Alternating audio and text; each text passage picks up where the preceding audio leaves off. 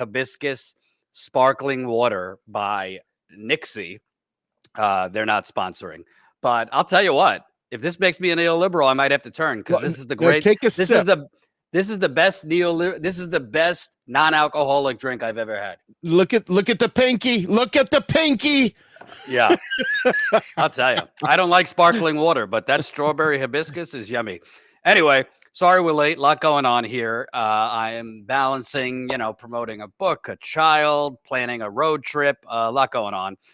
Steve Grumbine joining us, co-founder Real Progressives, host of Macro and Cheese, the hot, almost #1 on the charts podcast.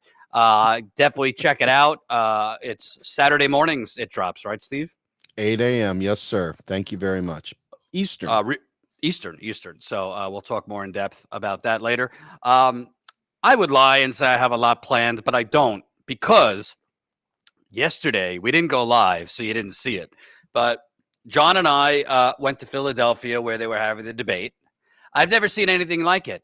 There's no audience, yet all the streets were shut down for blocks and blocks and blocks.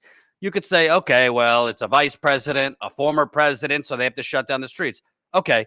I have never seen such an army of police when there's no audience at the debate.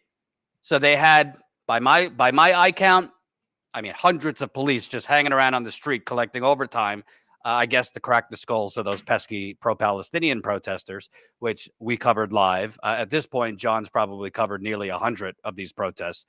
So that was on live last night. Check out that stream. Colin cut a shorter montage. Cops literally punching protesters, while good vibes, Kamala beating Trump and Trump warning of eating dogs. So we're going to get to all of it. Steve, it would be easy to jump in with the rest of the media fray to say, yes, Queen, Kamala won, Trump flopped. Just on the surface, Kamala did win. Trump did flop.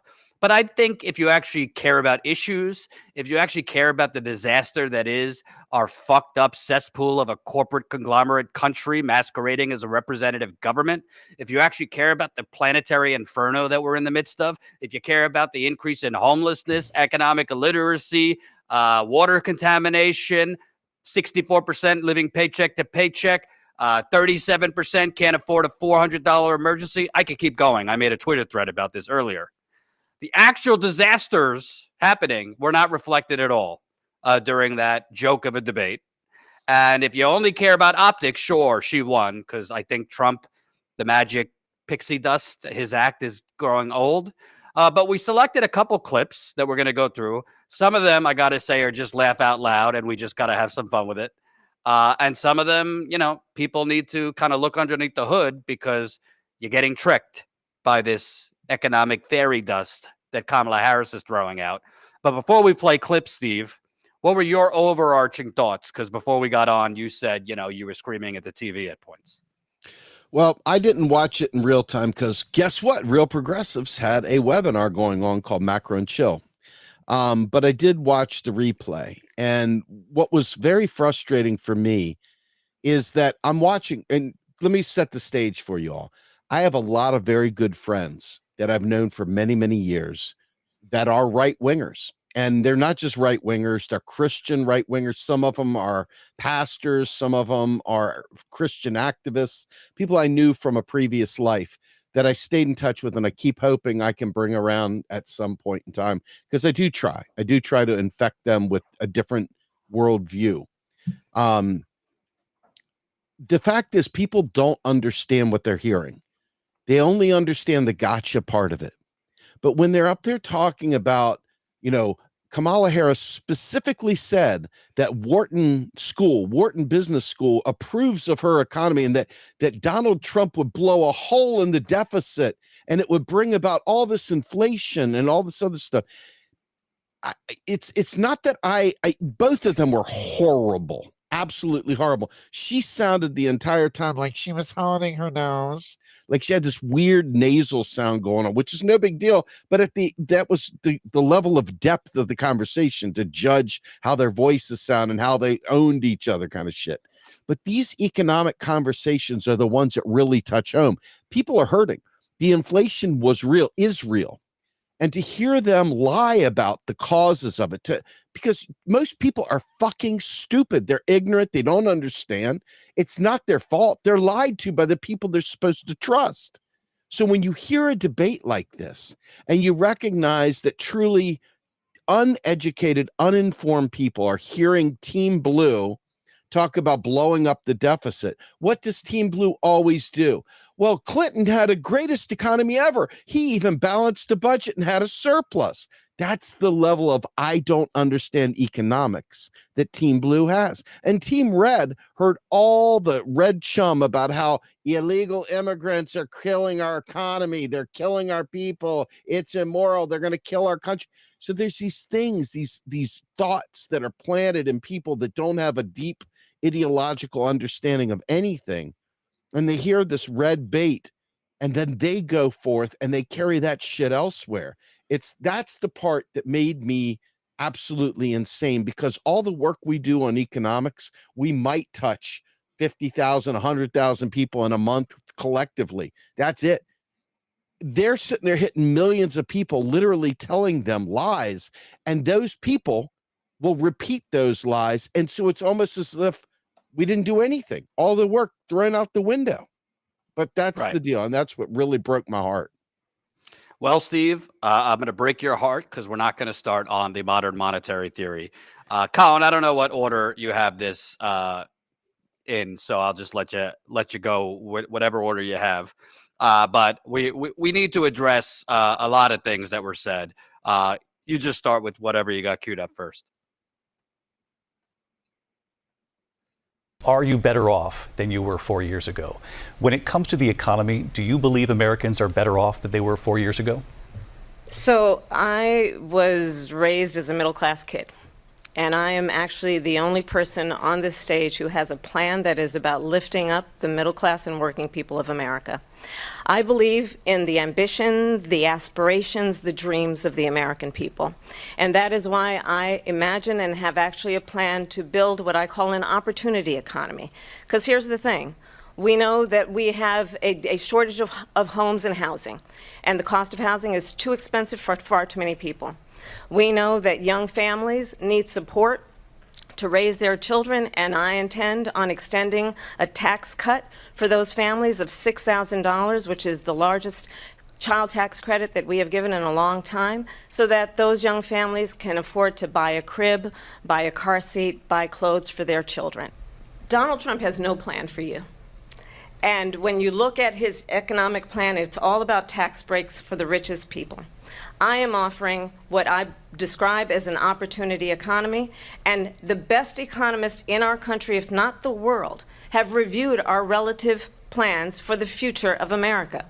What Goldman Sachs has said is that Donald Trump's plan would make the economy worse, mine would strengthen the economy. What the Wharton School has said is Donald Trump's plan would actually explode the deficit. 16 Nobel laureates have described his economic plan as something that would increase inflation and by the middle of next year would invite a recession. You just have to look at where we are and where we stand on the issue. I can't anymore with these people. Steve, first of all, I forgot this. I just want to point out, because I tweeted this at 9:54 Eastern. So just shy of an hour into the debate. Okay? Nearly an hour into the debate. Not a word or a question on our planet burning. 64% of Americans living paycheck to paycheck, while homelessness is up 12%. Soaring healthcare and housing costs. Our water is poisoned across America. I'm gonna have to do a show just on the latest water stuff. Legionnaires outbreak in New York City. That's the deadly bacteria that killed a lot of people in Flint from the water. Legionnaires and lead found in the EPA office in Chicago. You getting a pattern here? A couple other hot spots. So stay tuned for that. They didn't even mention Israel-Gaza genocide, I believe, until like hour and a half. So those are three kind of, minor issues that they didn't want to mention an hour into the debate. But to me, first of all, let's just, so you know what you're hearing. Opportunity economy was what the consultants and pollsters, they mush it up into a lab and then they stick it onto the candidate. It doesn't mean anything. Nothing. It's like Build Back Better. It doesn't mean anything. like hope and change, which we all got hoodwinked by. It means nothing. Her opportunity economy is just a fancy phrase for public-private partnership and a continuation, excuse me, folks, of the raping and pillaging of Jane and Joe, working class average person. Absolutely. So I don't care what she's talking about, the opportunity economy. Secondly, well, Jordan, a $6,000 tax credit is better than nothing. Trump's not going to give that. In fact, Trump's going to cut taxes. Yeah, a $6,000 tax credit is better than nothing. And you know what? If by happenstance, Richard Branson invited me for a weekend trip, to one of his Virgin Islands, that would be great too. But then I'd be going back to my normal life. So what is a $6,000 tax credit going to do to fundamentally, significantly change your life if we're living in a growingly jobless economy? It's morphing into a gig economy. People are working 2 to 3 jobs. We're having permanent inflation in housing. Like, these are all crumbs, neoliberal band-aids for gaping economic gunshot wounds. Steve, I don't know about you. It sounds great, a $25,000 tax credit for first-time home buyers. Well, how far is a $25,000 tax credit for first-time home buyers going to do when she's going to continue to allow Wall Street to buy up all the housing in America and double the prices? So it all sounds good if you're not really, and it's not anybody's fault, like you say, that they're not super educated on this stuff. People lead busy lives. But these are all band-aids and gimmicks for the underlying problem, which is her donors and his donors have purchased the stage, have purchased the government, and they're allowed to do whatever they want. I mean, I haven't heard one proposal from her that would structurally change anything. Nothing at all. In fact, I think the hardest part is, and you have to really put your laser focus on it. And they're counting on people not to do that, right? They're counting on you not to do it. So hopefully by us shining a light on it, it'll help you think, right? But the reality is that how many people have enough credit and enough money in the bank to absorb the down payment required to buy a home? Okay, to get the credit, to get the tax credit, you already need to have enough money to be able to do that. It's not helping people that are poor get a house. It's helping people that already have money get more money, right? So this is kind of the middle class. We're going to boost the middle class. But then she said something even more important. And I don't know if it was in that clip or if it's in another clip, but one of the things she brought up was how much she loves small businesses. Sounds very much like Ronald Reagan's speech, right? Ronald Reagan loves small business, entrepreneurs, the spirit of the entrepreneur, right? Well, how many of us don't answer this? Because I mean, like, I guess technically if you're you're running around cutting lawns, you own your own business, but most people are not business owners, right? Most people do not own a small business. And so what they're doing is they're creating the conditions for a gig economy, like what you were saying, for people to work as 1099 as opposed to W-2, which means they're on the gig economy. They're the ones that are responsible for their taxes. They're responsible for everything. And so ultimately, she was speaking Republicanese, the traditional Dick Cheney, Ronald Reagan, H.W. Bush, I'm Bob Dole kind of bullshit Republicanism. Okay. You didn't like it back in the 90s. You didn't like it in the early 2000s. You definitely didn't like it in the 80s. Okay. But guess what? It's like bring your daughter to work day, and she's bringing out Ronald Reagan, Uncle Ronnie's plans. Everything she said sounded like it was straight out of a 1980 playbook or a 1984 playbook or a 1988 playbook or even a 92 playbook when HW ran against Clinton. I mean, it's the same shit, different day. And now all of a sudden we're like all holding hands going, my God, Republicanism, Reaganism sounds great. Just great. A couple things. Number one, the media spun this and it's part of her DNC convention story. To be clear, she grew up in Berkeley. Her father was like, I don't know, some fancy professor at he bunch is a of high level economist.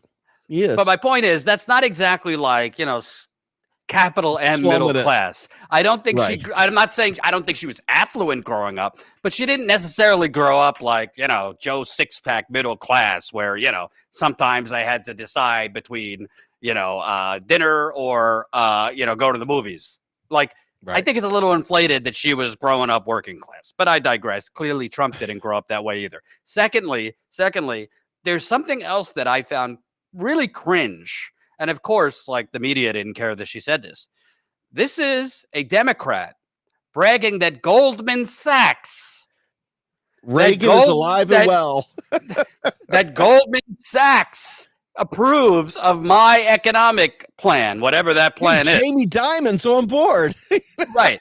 This is a Democrat who, I mean, it's not like the financial crash was 50 years ago. It was a little over a decade ago that Goldman Sachs, who those pariahs should be in prison, helped tank the global financial crash. And by the way, Kamala Harris did not go after a lot of the bankers responsible when she was California Attorney General. I don't know why she would think it's a good thing that Goldman Sachs is championing her economic proposals. That's a bad thing. When Goldman Sachs says you're gonna create a stronger economy, what they mean is you're gonna give us more. To be clear, Goldman Sachs is gonna do great under Trump too. Both of them are corrupt. Trump's going to give tax cuts for the rich. Kamala is going to give crumbs for us and continue to give the rich. Kamala is like a more good vibes version of nothing will fundamentally change. That's kind of what it is. But when she's out there strutting that Goldman Sachs thinks my plan will be better, most people watching and the media, of course, there's not even a thought, hey, that's a bad thing. I don't want if Goldman Sachs is championing you, that's probably a bad thing. Secondly, when she's championing that, she mentioned Dick Cheney and Liz Cheney are endorsing me. Oh my God, where are we going to be? If they could reinvent, the media's already reinvented and done a makeover for George W. Bush. Remember Keith Olbermann went on The View and said, I apologize, President Bush. So how do we believe what they're saying, that Trump's a threat to democracy, when in 15, 20 years, maybe they'll be welcoming Trump's endorsement if he's alive? It's just so cringe. And I want to be clear, folks. We're going to get to Trump. He was unhinged. He's not offering anything either. I think he's to say there too. I think he's dangerous. But I'm focusing on Kamala because we have, the media is drooling over Kamala today. Yes, optically, she was a stronger debater. But I don't look at this as like a talent show here. This is about like life or death. This is about, war and peace. This is about having food in your belly or not. And neither of these people, to me, are offering anything. And it's all a game of optics. And to what you said, not only is she championing Goldman Sachs, but she's sitting here. They say Trump's plan will blow the deficit. Oh, more deficit hysteria from a Democrat. Yep. I mean, when I think about what I saw last night, let me be clear. I am very sympathetic to women who have all kinds of PTSD over Roe v. Wade being overturned. But let's be clear. Joe Biden had 100% every opportunity to reform the court, to stack the court, to literally fill it to the rim with brim, with tons and tons and tons of pro-choice Supreme Court. He could have disbanded it. There's nothing in the Constitution that says the Supreme Court needs to even exist. Okay. But the fact is, he did nothing about it. They've had under Obama, they chose not to codify Roe v. Wade. Under Biden, they chose not to codify Roe v. Wade. In fact, you heard Hillary Clinton and Joe Biden very amenable to curbing access to abortions for a host of other reasons, like, very Catholic-y reasons. And fine, if that's your political bend, fine, own it. But don't come out here and act like you're going to save women by standing on this platform. They've been fundraising off of Roe v. Wade for the last 50 fucking years. Okay. It's finally gone bye-bye. And she's going to talk about Trump abortion bans. That's fine. But what did they do to stop it? Not a goddamn thing. Every possible angle to fix this in their term was said, no, we want to do this bipartisanly. No, we don't want to do that. No. There's no such thing as a supermajority with Democrats, because when they're in power, the GOP still runs train on their ass. Okay. And when it comes to them not having a supermajority, the only time they actually fight and bring up policy is when they are out of power. That's literally the only time you hear them bring up a Green New Deal, Medicare for all, any of that shit. So I was so unmoved by everything she said. The only things that got to me were the things where she literally played on people's heartstrings while fundamentally ignoring everything they did to create the very mess that she's talking about solving. And that really infuriated me. And, just off the abortion point, because I don't want to be two dudes speaking on this issue. Sure. Obviously, Steve and I both support, in theory, what she's talking about. However, with that said, notice she said, and if Congress delivers me a bill to restore Roe v. Wade, I will sign it, I'm paraphrasing, right away. Well, wait a minute here. So, by the way, I did interviews that some of them were bonkers, and we're going to start releasing them tomorrow. I did interviews with some Kamala supporters outside of the debate. We recorded them. We weren't live. I was trying to be sensitive because a few of them were women. But I said, well, is it enough to you that she values the same thing that you value if she's not actually offering an actual strategy to restore Roe v. Wade? Because she's not telling you, I'm going to remove the filibuster. I'm going to get rid of the filibuster so we could codify Roe v. Wade. They have temporarily suspended the filibuster for things like raising the debt limit. They have gotten rid of the filibuster for certain things. But she's saying, I'll do it if Congress delivers me a bill. Well, Congress isn't going to deliver you a bill because you're not going to have 60 Democratic senators. And frankly, even if you had 60 Democratic senators, I'm not even sure then if they'd have enough votes because a lot of Democrats. So the bottom line is, what is her actually strategy other than she's against Trump appointing 3 extreme Republican judges that helped overturn Roe v. Wade? What is the road? What are you going to do to deliver it? Because that should be the number one thing for all people. How are you going to get it done? Leadership is not only about, this is the problem we have with progressives in Congress. It's not about that they also want Medicare for all. What is your strategy to get it? And are you going to fight for it? She's not actually giving you a roadmap how she's going to restore Roe v. Wade. If she says, I pledge that I will fight to remove the filibuster, I don't know if I trust her, but at least that's something. She's not saying that.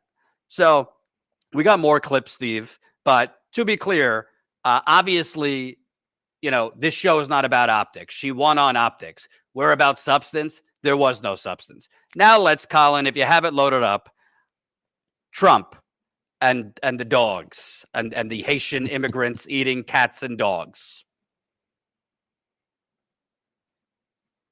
What they have done to our country by allowing these millions and millions of people to come into our country, and look at what's happening to the towns all over the United States. And a lot of towns don't want to talk. It's not going to be Aurora or Springfield. A lot of towns don't want to talk about it because they're so embarrassed by it. In Springfield, they're eating the dogs, the people that came in. They're eating the cats. They're eating the pets of the people that live there. And this is what's happening in our country, and it's a shame. As far as rallies are concerned, as far as the reason they go is they like what I say. They want to bring our country back. They want to make America great again. It's a very simple phrase, make America great again. She's destroying this country, and if she becomes president, this country doesn't have a chance of success. Not only success, we'll end up being Venezuela on steroids. I just want to clarify here. You bring up Springfield, Ohio, and ABC News did reach out to the city manager there. He told us there have been no credible reports of specific claims of pets being harmed, injured, or abused by individuals within the immigrant community. Well, I've seen people on television. Let me just say here, this is the people on television say my dog was taken and used for food. So maybe he said that, and maybe that's a good thing to say for a city manager. I'm not taking this from but television. But the people on I'm taking it from television the city saying manager. their dog was eaten by the people that went there. Again, the Springfield city manager says there's no evidence of that. Vice We'll President, I'll let you respond first of all, fucking idiot. First of all, this is very funny, but before I get to the funny part, I got to say, this is a racist trope that has been around. They claim that Haitians eat cats or some stupid shit. I mean, if I need to tell you that's not true, you probably shouldn't be watching this show because it's absurd. Even if they did, I mean, what's the difference between a deer? Anyway, go keep whatever. going. It doesn't matter. It's just a bigoted stereotype. It's obviously not true. But I gotta be honest with you here. Putting aside Trump's stupidity, there's a real sickness in America, Steve, because I don't really think it's. I'd put a guesstimate on it that 25% of Americans probably believe stuff like this. That's kind of Trump's base. I even see people in the chat saying it's true. And I got to tell you, that goes deeper than just like, yeah, it's funny and Trump is a moron. And this isn't the first stupid thing he said. He also had a line about immigrants are coming and they're giving immigrants transgender. He's just trying to get in as many like culture war zingers in one sentence. But the true identity politics. It's really, there's a real sickness and like post-fact society that so many people believe this. And it just kind of shows you the fact that this man was ever elected, because he said a lot of wacky shit in 2016, shows you how pathetic the opposition is. There is no opposition. That's why he was able to get elected in the first place. You had a neoliberal war party up against a moron used car salesman. But this guy, this is like somebody wrote it, this is mass psychosis. And it's sad that so many people believe this kind of shit. Yeah, I mean, we're stuck, Jordan. I mean, first of all, I don't believe any of this, because if you listen to that and you think we're electing a president, if that's what you got from that this is about electing a president. I'm sorry. Would you stop it already? Just stop it, or whatever. No, it's not racist. Stop it. How do you know it's not true? Don't patronize and virtues. How do you know the earth isn't flat, Jordan? Did you look? How did you know? How do you know it's not true? Hey, look up double negative and then stop watching, you moron. I'm sorry, Steve. I can't tell you. How do you know it's not true? Dude, that's not how journalism works. That's not how thinking works. You first are presented evidence. You don't just say, well, prove it's not true. Sorry. Go ahead. Yeah, you can't prove a negative. It's ridiculous. But, the burden's on the fucking morons that say it's true. Show me the meal. I want to see the place setting. I want to see how they set the table. I want to see, do they put a pinch of paprika on it? Do they have a braised polenta? I want to see all the recipes. I want to see facts, not your fucking racist bullshit. Okay. I mean, the idea that a president running for office in this country, which, folks, Jordan doesn't have to co-sign this. I'm saying it. I think this is all fucking theater. Okay. That said, if you believe it, and most of you probably fucking do, if you believe it, who the fuck runs on people eating fucking cats and dogs? Who even does that? Do you understand what I'm saying? This is the idiocracy of our country, the shameful ignorance. And it's not our fault. They've dumbed us down in the classroom. I've interviewed people that are educators that recognize that they're terrified because of surveillance in the classroom. They're terrified of teach to the test. They're terrified of all these things. So your kids are getting pumped full of idiocracy. Okay, not because teachers aren't capable of teaching, but because of the fucking political bullshit that is served to fucking destroy our brains. They want us deaf, dumb, and stupid. Okay, they want us that way because stupid people, uneducated people, don't tend to fight for the right things. They tend to fight for stupid things like this. I want you to understand I think probably the most horrific thing about this is that right here, right now, the United States is using not only its military, but it's using its power of the dollar over the global South to force immigration up to the fucking United States by creating conditions so unbearable with debt arrangements that they can't get out of, that these people then come to the country. And then we're sitting there fucking shitting on them after they run from us, fucking them up back home. And no, it isn't their socialist leaders. It's the United fucking States fucking destroying countries. with soft coups and other things. So before you get all hot and bothered about immigrants coming to the United States, God love them, why the fuck would they want to come here? Okay? But regardless, we are destroying the global South with these games we play by literally snaring these fuckers with IMF debt and making it so that they can't get out of it, and to destroying their economies. Also, a few rich people can get another quarter point on their stock. And that's the truth. That's the fact, Jack. Well, I also want to make a point, Steve. I want to make 2 points. It pains me to say this, but I got to credit where credit is due. Credit to actual presidential debate moderators doing some basic fact checking. And this is a low bar because they fact checked Trump. They could have also called out Kamala Harris on quite a bit. But at the very least, by my count, they fact checked Trump 3 times on just blinking red lights, smoke alarm, bullshit lies. And that has not always been the case. I mean, most of the debates I've watched, they just sit there and let them lie. They should have asked Kamala, well, what does an opportunity economy mean, Miss Vice President? Can you elaborate? They should have been a little bit more forceful. You've kind of moonwalked on every position you had just 4 years ago, faster than Michael Jackson. So what does it mean your values are the same? Because that's her that's her response for why she reversed herself on Medicare for all, reversed herself on fracking, reversed herself on everything. So it was a little biased in terms of they only fact check him. They didn't actually fact check her or challenge her, but credit that they actually did it. But number 2, to me, we have to also point out, this is also why the media, in its unwritten mission statement, will not present to you the third-party chances, the third-party choices. They will not present to you a Jill Stein. They will not present to you a Cornel West. If they, Marion, she wasn't third party, but an alternative, even running in the primary. They will not present to you even an RFK, who's neither of our cup of tea, because they know if they allowed Jill Stein on that stage, if they allowed Cornel West on that stage, even to a certain degree, if they allowed RFK Jr. on that stage, a Jesse Ventura, name someone, even if it's not a hardcore lefty, somebody kind of populist with some decent policies, Claudia de la Cruz.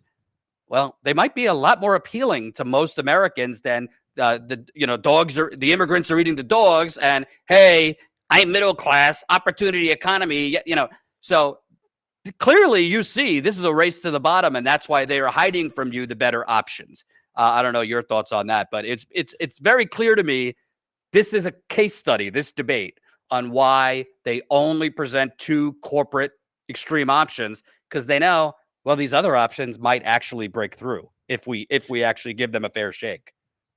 Yeah, I mean, you and I met through the third party movement. I mean, we met through a lot of stuff with No Dapple and things like that, but the third party stuff with the whole Progressive Independent Party and trying to build this tent and all the convergence conference and all that stuff that we were taking seriously turned into be a bunch of bullshit, unfortunately, but it was an opportunity, and that's how we met. So I was very sympathetic to third party movements. I voted for Jill Stein in 2016, but I can tell you right now, how does a third party win in this arrangement when they control the whole fucking shit show? I mean, it's not a matter of whether or not I would support it. The fact of the matter is that this system, I know this is hard for people to realize, this system is controlled by people that don't have our interests. It's just that simple. And it's that hard to understand because you want to believe. Who the fuck doesn't want to believe? Why wouldn't you want to believe your goddamn country's going to take care of you? Why wouldn't you want to believe that these people running for president want to do right by you? Of course you want to believe that. You want that. You need that. It's too much dissonance to allow yourself to recognize that they're just props up there that have no intention of doing anything for you at all. Okay. And so when you listen to this stuff and you think about a third party getting in there, Jill Stein could see absolutely every fucking thing right. Cornel West could see absolutely everything right. And it wouldn't matter because they ultimately control the levers of everything. They went crazy, court by court, state by state, blocking access to ballots. Why? If they're no threat, why did they do that? because the very facade that they're putting up there depends on it looking real, on it being this fight to the death. But in reality, they have never. I mean, back in what was it, the 80s, wasn't there some independent that ran named Anderson or something like that? And I can't remember his first name. I can see him gray hair. But they used to have third parties on the stage back in the day. I remember seeing when Ron Paul would get up there. It wasn't too terribly long ago. I mean, it's just, they just said, fuck this shit. We're not even putting on a show anymore. There is no fucking democracy. Why am I blanking on the name of the guy who ran against Clinton and You know Bush? what I'm talking about, right? The Anderson guy. No, the guy who ran in Ross Perot. Yeah. 92%. He got 20%, and he was on the stage. Yep. Yeah. Absolutely.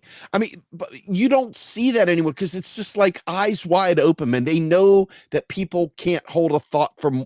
They have the memory of a goldfish. They can't stay focused long enough because their lives are being shredded by these terrible people. Okay. These systems are there to oppress and to keep us deaf, dumb, and blind and stupid. They're literally there to do that. Because we are literally not the focus of their eye. Their focus is power for the elite. And they use the middle class as a buffer from uniting the working class. This construct, the middle class, is nothing more than a dividing point to keep the working class from ever knowing its true power. And the reality is, and this is sucky, but as I listened to that, all I could think of was, I can't vote my way out of this. Somebody else might come up with a different answer. I don't. My answer is I can't vote my way out of this. This is horrible. This is horrible. That's where I'm at. Let's go to the next clip, whatever you got, Colin. You said you wanted to ban fracking. Now you don't. You wanted mandatory government buyback programs for assault weapons. Now your campaign says you don't. You supported decriminalizing border crossings. Now you're taking a harder line. I know you say that your values have not changed. So then why have so many of your policy positions changed? So my values have not changed, and I'm going to discuss every one of at least every point that you've made. But in particular, let's talk about fracking because we're here in Pennsylvania. I made that very clear in 2020. I will not ban fracking. I have not banned fracking as Vice President of the United States. And in fact, I was the tie-breaking vote on the Inflation Reduction Act, which opened new leases for fracking. My position is that we have got to invest in diverse sources of energy so we reduce our reliance on foreign oil. We have had the largest increase in domestic oil production in history, because of an approach that recognizes that we cannot over-rely on foreign oil. As it relates to my values, let me tell you, I grew up a middle-class kid raised by a hardworking mother. Enough. Who worked and saved and was able to buy our first home when I was a teenager. So that's what I mean by, now, there's different shades of lies. They fact-check Trump on just, crazy bullhorn lies. But, she's lying there. She did say, I'm for banning fracking. But she just said in the same sentence, in 2020, I clearly said I'm against that. Well, no, I remember she said she was for banning fracking, which was the right position. And then she flip-flopped. She did sign on to Medicare for all. And then she flip-flopped, I think, within like 24 hours after launching her campaign. No problem at all. Yep. That's kind of what you are supposed to push a candidate on, Democrat or Republican, because if you have this track record of flip-flopping, then why are the policies you're proposing today, why should the American people trust you're not going to reverse on those either? These are just basic journalism 101 follow-ups, and none of that was asked. Because again, it's all kind of marketing, branding, opportunity economy for the people. Let's move. What is she saying? We're not going back. None of it means anything. It feels good. But none of it means anything. Doesn't.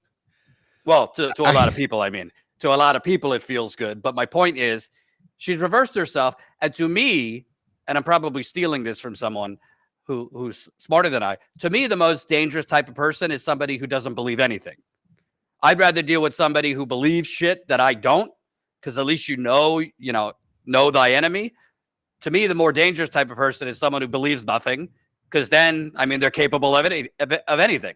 If all they believe, if their main core belief is, let me get to power, Well, that's a little worrisome because then you don't really know what you're dealing with. So I don't really know what she stands for. I know who she takes money from. I know her track record. When I hear she had one of the most liberal records in the Senate, I laugh. What was so liberal about her record? Show me where she actually fought for universal health care or free college or against real estate developers buying up our country. I mean, the whole thing is insane, but I don't know your thoughts on that, because to me, that was beyond a flip flop. And she just got away with it. Well, I mean, think about everything that we know we're facing, right? We know we're facing a climate crisis. We know we are. And guess what climate crises create? They create refugees, climate refugees. What do climate refugees represent to the other side? Illegals, fucking cat-eating illegals, right? So you got a woman up there and a man up there that are both sitting there playing to lies. And when I think about fracking in Pennsylvania, and I think about the runoff, and I think about the poison water, and I think about all the other shit that comes from fracking, she was proud. I don't know who follows that shit, but what she's counting on, and she's going to probably be right, sadly, is that her saying, I am all about Roe, is going to get her. So it doesn't matter whether she's genocidal. It doesn't matter whether she's fractalcidal. She doesn't matter whether she's destroying the economy. It doesn't matter whether she's destroying the environment. It doesn't matter if she's at war. It doesn't matter anything, because she said the right words, even though they're in power right now. She's fucking in the White House right now, and they're doing nothing about Roe. Nothing. Roe is one of those things where there's much more than 51-49. It's a widespread, because it creeps into the Republican side. Almost everyone. I mean, look at the data. There is a significant majority that is pro-choice. Okay. So it shouldn't be a big deal. She should be able to get her Cheney Republicans, because Dick Cheney supports her, right? So when I think about this, I think to myself, holy fuck. To your point, Jordan, I at least know the devil. I can see the devil. I know the devil's full of shit. The problem is,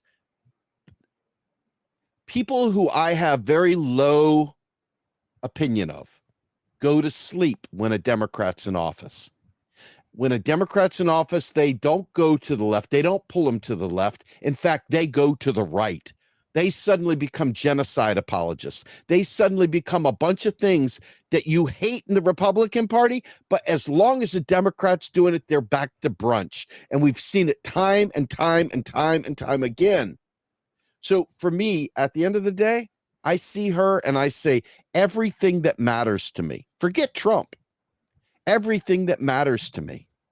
And I have 4 daughters, so let's not screw around with identity shit. I have 4 daughters that I love with all my heart. I have granddaughter. They are playing with your heartstrings about Roe. That's not a bad, that's an important subject. It's an extremely important subject that they have absolutely no intention to solve. But can I just a common sense question? I don't have 4 daughters. I got 1 daughter, but we both care. You don't need a daughter to care. I mean, you should care about all people having equal rights, particularly women. But if this is such a basic core human right to the Democrats, then why wouldn't you remove the filibuster for it? I mean, you remove the filibuster to raise the debt ceiling. We could get all into the debates. Women are dying, Jordan. Think about this. All the women are dying. The hangers. All the things that were once real, maybe still real, whatever real. All the issues that you concern yourself with brutality of rape victims, you name it. If you really believe, and I do, but if you really believe all these calamities are coming, you in power will pull all the stops to prevent that from happening. Unless you don't really believe it, unless you're not really going to do it, unless it's really a good fundraising item and you don't want to let go of it. Steve, before I get to the next clip, I do want to give the audience a sneak peek of what you could expect from some of my interviews with both Kamala stans and Trumpers, because I interviewed about 6 or 7 people out in Philadelphia yesterday before the debate. I shit you not, Steve. I do not, fortunately, I don't suffer from headaches. After this 2-hour series of interviews, I was so mentally drained. It kind of brought me back to 2016 and going to these Trump rallies. I was so mentally drained. And then to top it off, Colin, if you could show the Kamala loves Hamas guy that I jousted with. I dealt with this guy, this pro-Israel religious fanatic that I jousted with. So get ready for that clip. We're going to try to get it turned around tomorrow. I literally, Steve, I had to lay down on the grass because I had such a headache. That's me on the grass with my hand splint because I'm pretty sure I broke my thumb. They told me I didn't, but they said it's badly sprained, but it feels broken. So I literally laid on the ground. I was so exhausted, not just physically, mentally, from dealing with the Kamala stands that I interviewed, from dealing with the Trumpers, from dealing with a guy and a girl who got in an argument, and I was kind of the referee, to dealing with the guy who told me just wipe out Gaza. That guy with the it's hard being out there on the ground. It could be a lot worse. I got it easy relative to some others, but just so you know, I drain my brain for you, the viewers, and the community. So if you're not a member, sign up, statuscoup.com/join. Become a member for as low as $5 a month, because I do need to add to my whiskey fund, because I had to get whiskey as soon as I got home after that. And you'll know exactly what I'm talking about. You'll know exactly what I'm talking about after you see these interviews. All right, Colin, do we have any more clips? The Israel-Hamas war and the hostages who are still being held, Americans among them. Vice President Harris, in December, you said, quote, Israel has a right to defend itself, but you added, quote, it matters how, saying international humanitarian law must be respected. Israel must do more to protect innocent civilians. You said that 9 months ago. Now an estimated 40,000 Palestinians are dead. Nearly 100 hostages remain. Just last week, Prime Minister Benjamin Netanyahu said there's not a deal in the making. President Biden has not been able to break through the stalemate. How would you do it? Well, let's understand how we got here. On October 7, Hamas, a terrorist organization, slaughtered 1,200 Israelis. Many of them young people who were simply attending a concert. Women were horribly raped. And so absolutely, I said then, I say now, Israel has a right to defend itself. We would. And how it does so matters. Because it is also true, far too many innocent Palestinians have been killed. Children, mothers. What we know is that this war must end. It must end immediately, and the way it will end is we need a ceasefire deal and we need the hostages out. And so we will continue to work around the clock on that. Work around the clock, also understanding that we must chart a course for a two-state solution. And in that solution, there must be security for the Israeli people and Israel, and in equal measure for the Palestinians. Colin, we'll have you just string it together. Clinton, Bush, Obama, the same shit they've been saying forever and ever. Two-state solution, two-state solution. I don't know about you, Steve. We don't have enough time to get to the origin. She says it started on October 7th. A lot of people would say it started before October 7th. But to me,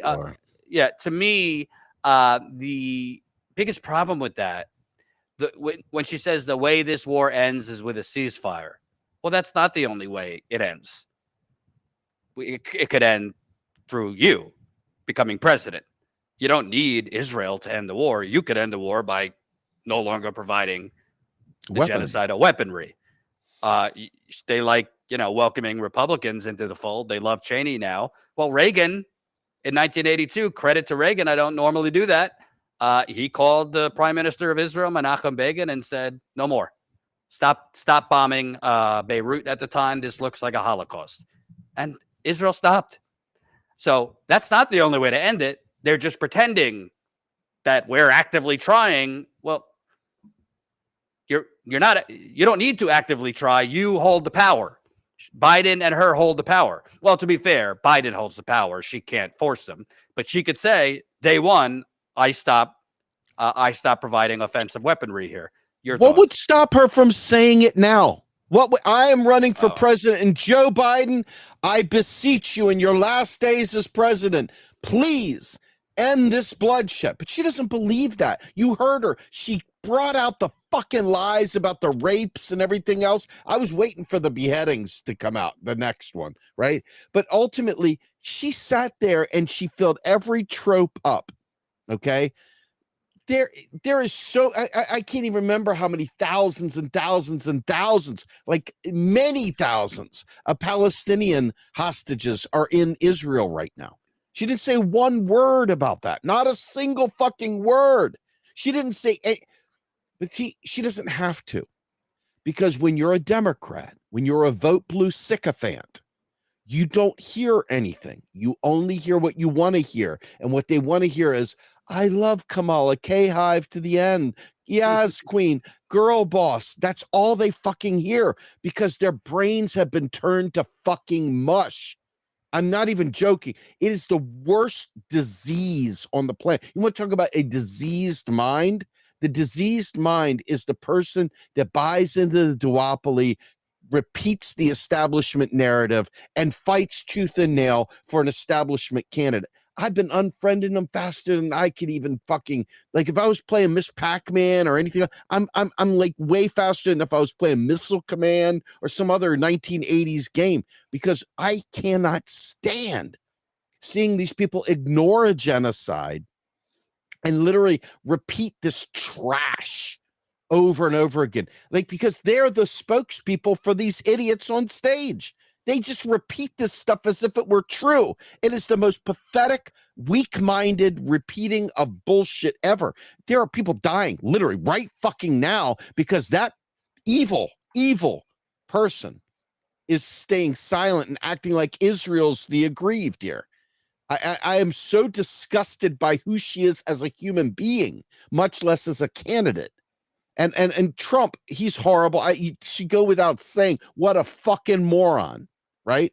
But this is the people, the Democrats are the people that sell themselves as the good guys. But there they are, standing full in the gap, pretending to support a ceasefire when they literally hold the keys to the kingdom to force a ceasefire by not fucking giving them weapons. And that's that. I want to, in our last minutes here, I want to make a hard pivot, because I saw something from our friends on MSDNC last night. Because, you know, they were fucking loving life. They were popping the champagne. High five and Paula. Yeah. Yes, queening and already measuring the drapes for Kamala's White House. And Rachel Maddow makes $30 million a year there to spread propaganda once a week. That's kind of a nice paycheck, working once a week. She has a weekly show now. She said something that I found, it was very subtle, and nobody would have, and most observers wouldn't find it interesting. I find it interesting because it kind of gives away the game a little bit. Colin, if you queued up the point I told you to, let's play that clip. What is the Donald Trump coalition and like the RFK endorsement and all this stuff? And it is a strange cultural moment in which, like, that is their play. Their play is like the RFK vote and the Manosphere podcast, Yes. you know, versus the Taylor Swift, Travis Kelce. It's the Argentina election. J.D. Vance is the protege. The only jobs he has really ever had are as the protege of an eccentric right-wing German billionaire who says democracy should have never been attempted, Yes. and everything's gone downhill since women had the right to vote. Yeah. That's the only person he's ever had jobs working for. For real.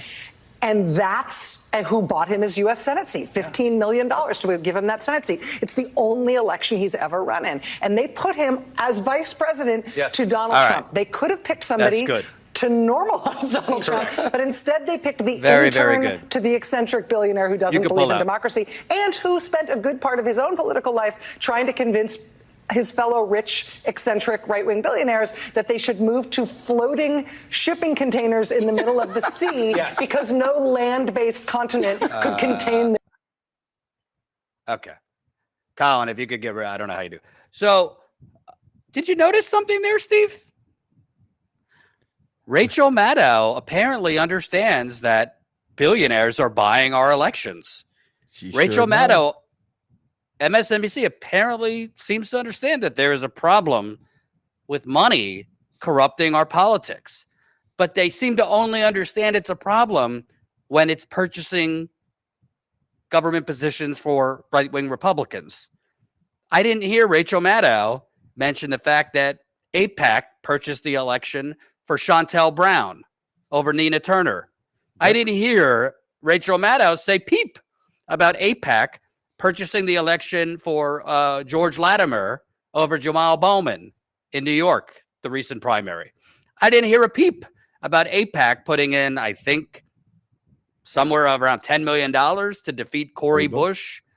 Yep. So regardless of whether you like those politicians or not, isn't it interesting that she seems to understand, and the rest of them on that panel seem to understand, that not so good when one billionaire or one special interest could just money bomb presidential, Senate, Congress, you name it.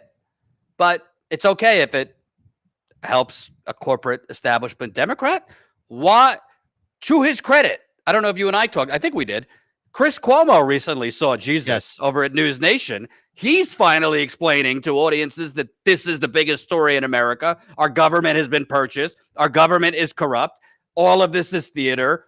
Conventions are theater. The people at the top in the VIP suites, they're running the government. How is it that Rachel Maddow apparently thinks it's a problem and apparently thinks it's significant to say on MSNBC primetime that J.D. Vance, his seat was purchased by Peter Thiel, but Kamala Harris' seat's not being purchased by Haim Saban and Jeffrey Katzenberg and all the rest of the filth? Your thoughts? You said it all right there, man. It is theater. Chris Cuomo said it all. I mean, everything you just said, it's all theater. These things are bullshit. It's fake. It's true. And yet there are people that sat there, I swear on my life, sat there listening to every word. Very serious. Yeah, you tell them.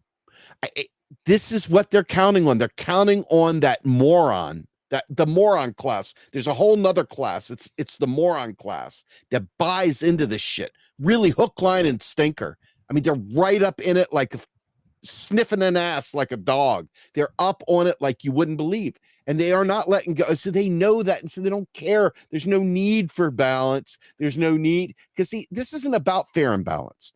This is about the fact that your government is bought and paid for. It's about the fact that you don't have representation. It's about the fact that no matter what you do, the donors win, you don't.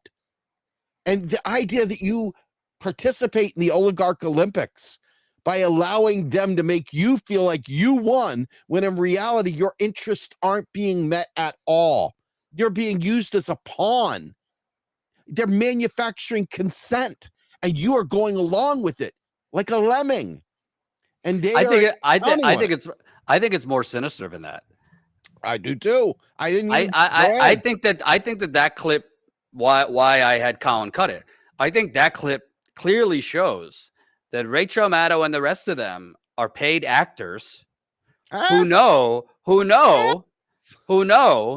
And by the way, across the board, Fox too, right-wing media, left-wing media, it doesn't matter.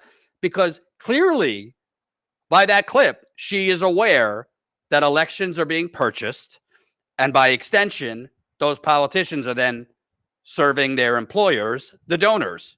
So everything else they talk about, then by extension, is meaningless. And it also shows that they're consciously, actively ignoring one side of the actors, one side of political Hollywood. They're totally ignoring the Democratic side of corruption and only presenting the Republican billionaires. So to them, the fact that Trump is cutting taxes for the rich, that's corruption, but it's not corruption that Kamala is letting Wall Street run wild over the housing of America, or Biden for now. Yep. I mean, the whole thing is, it's like, honestly, Colin's going to say, you need to pay me more, because I'm going to have him start making WWF animations here, or WWE. Because this is all wrestling. This is worldwide wrestling. Have you seen the knockout videos, Jordan? They have these knockout videos. Colin, if you're listening to me, brother, find a way to mimic this. They have these knockout videos where the guy falls down like this and he starts playing piano, or the other one falls down and he's like cooking a frying pan, or falls down is like sleeping with a dog. It's hilarious. If you can find a way to do it, do it. It's great. Anyway, I honestly, if you got me in a room with Rachel Maddow, I would grill her. Why is this? She's right? To be clear, Peter Thiel is a degenerate.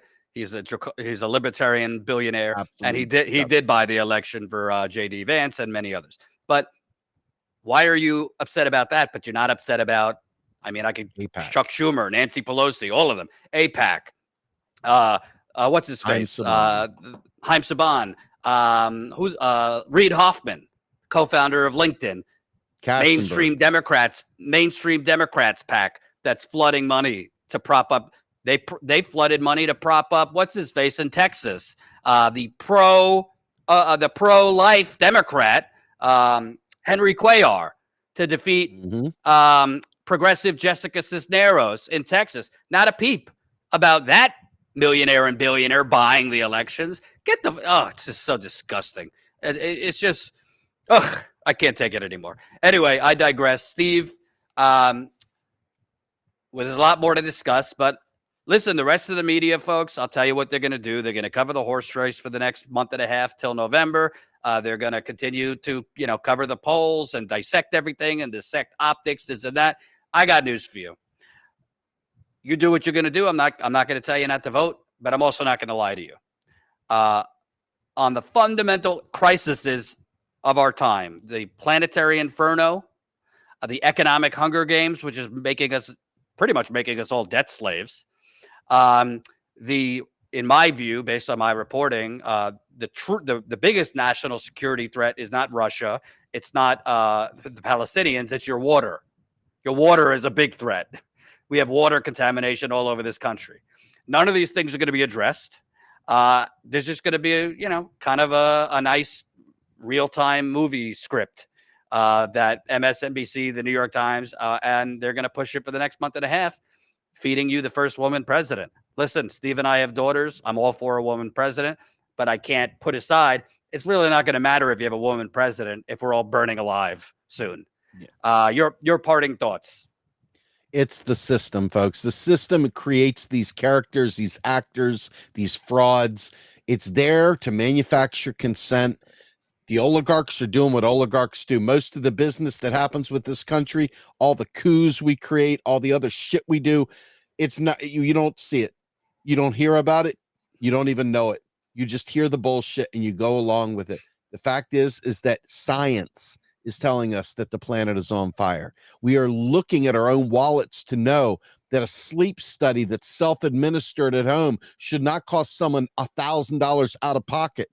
We are literally living in a time where our luxury bones, called our teeth, are not taken care of.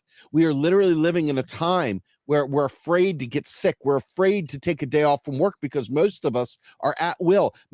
They're using AI to literally spy on us in the workplace and fire us based on our activity or non-activity. Literally everything that labor is doing. We're literally got no champions, folks. What we're watching now is the manufacturing of consent about issues that we don't care about, issues that we need done differently. We want to end a genocide. We want to end fracking. We want to create a sustainable environment. We want to create a future for our children. None of these things are on tap because that's not what the oligarchs want. They need us deaf, dumb, and stupid and desperate. And that's where we're at. Steve, tell people where they could find you, your work, Real Progressives, all of that. So Saturday mornings, we do release our podcast, Macro and Cheese. Folks, it's audio, okay? So you can listen to it riding down the road. You don't have to sit there and stare at my ugly mug. You can listen to it, and it's good stuff, man. It's all meant to educate. And you can also catch us on Tuesday nights for Macro and Chill, which is the sister program to Macro and Cheese, where we get together as a community and we talk about it. There's a video done with the freaking captions and everything else, so it's easy listening and you get to talk about it in a safe space. I would like to say I'm getting right back to the Rogue Scholar, which is my normal show, but because of life, liberty, and the pursuit of not getting fired, I've had to put that on hold. I'm trying really, really hard to find a way to unearth it, but I just don't have the support right now. So there we go. Steve, anyway, take it from me. Take it from me. You could only go 120 miles an hour for so long before you crash. As my wife tells me, Jordan, start learning to say no. So I've had to start. Unfortunately, not answering my phone for every person that calls. I love every activist that wants me to cover everything known to man. I wish I could. But sometimes I just need an hour to watch Netflix and chill. Sometimes I need to take a nap. Sometimes I'm going to spend the weekend with my daughter rather than on the phone trying to help you. It's not because I don't care. It's because I'm no good to anyone if I'm burnt out. Same thing goes from you. Thank you, sir. We'll do it again next week. And folks, let me read the super chats. You can go if you need to go. Tony, $4.99. Pathetic ABC News with their right-wing spin on everything proves why we need status coup. Good to see you, Jordan and Steve. Yeah, I mean, I thought it was good that they fact-checked Trump. I mean, it's a low bar, but I mean, past debate moderators didn't fact-check anybody. But it's not enough if you're only going to fact-check Trump, but you're not going to call Kamala Harris out for her flip-floppery. Tommy John, $5. Looking good, fellas. Thanks for all the crucial work you're doing. RP Book Club tomorrow night. That is all. Definitely check out Real Progressives Book Club. The Smith Elvis, €5. The culture war distracts us from the class war. Always keep it real. Status Coup, the most genuinely left channel on YouTube. Thank you, sir. We try to be. Christina Suazo, $19.99. Thank you, Jordan and Steven, for keeping me sane during this nightmare. Well, Christina, everybody else, I do have a preview. If you want to stay sane, well, I shouldn't tell you not to watch the videos. So you have to watch the videos that are going to be coming out over the next few days. But I got some videos that might challenge your sanity because it certainly challenge mine. Yeah. So wait till you see my interview with this maniac who basically was saying just nuke Gaza. So I got into it with that guy. He basically was screaming at me to the point of spitting in my eye. Got into it with a bunch of Trumpers. I wouldn't say I got into it, but I did challenge some Kamala people as respectfully as I could, to the point where I was so mentally drained that this was not me passing out. This was me choosing to lay flat on the grass in Philadelphia yesterday because I was so physically and mentally drained. And this was only like an hour and a half, 2 hours of interviewing these people. Wait for those interviews. Please support us if you can. StatusCoup.com/join. Become a member for as low as $5 a month. That is 16 cents a day. I asked you because currently I am floating balloons out to try and line up a swing state tour, a swing state reporting tour. It would probably be towards the end of this month. I'm thinking we'd go Pennsylvania, Wisconsin, Michigan, possibly West Coast as well, maybe Arizona, Nevada. But that's expensive. To be clear, we wouldn't be going on the road to, interview people. Are you voting for Kamala or Trump? I mean, everyone does that. We'd be actually going out there to talk to people about the real issues: economic misery, economic justice, economic exploitation, social ills, all the things that the corporate media hide from you. But it's very expensive to do continued on-the-ground reporting. We do it with a shoestring budget, and we do not take money from the Democratic or Republican Party donors, Wall Street, fossil fuckers, big pharma, big real estate, Silicon Valley, the military-industrial complex. Our funding comes from you. So StatusCoup.com/join. $5 a month. We got other plans, $10 a month, $20 a month, but you could support us for as low as 16 cents a day.